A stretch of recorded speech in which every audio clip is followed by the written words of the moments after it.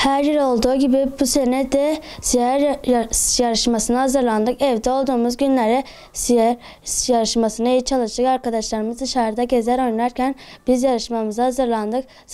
Yarışmayı kazanmasak bile Peygamberimizin hayatını iyi öğrendik. Haftaya pazar günü yarışmamızı heyecanla bekliyoruz. Her yıl Peygamber Sevdalı tarafından yapılan siyer yarışmasına okullarda giriyorduk. Bu yıl virüsten dolayı internet üzerinden gireceğiz. Bu bizim peygamber olan sevgimize engel değildir. Bu yıl yarışma iyi hazırlandık. İnşallah başarılı olacağız.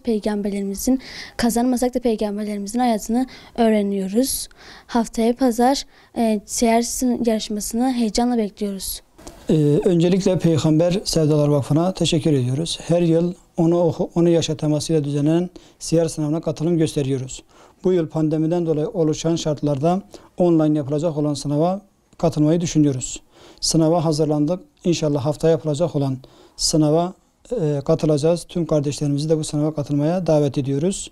Bu konuda önemli olan sınavı kazanmak değildir. Önemli olan Peygamberin hayatını öğrenmek, onu yaşamak ve onu örnek almaktır.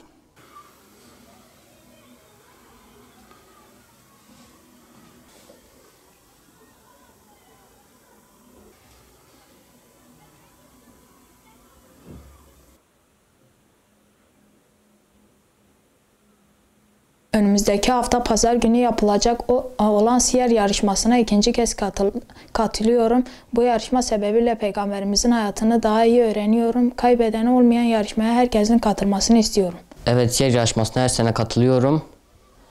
5 yıldır siyer yarışmasına katılıyordum. Bu yıl virüs sebebiyle evimde katılacağım inşallah.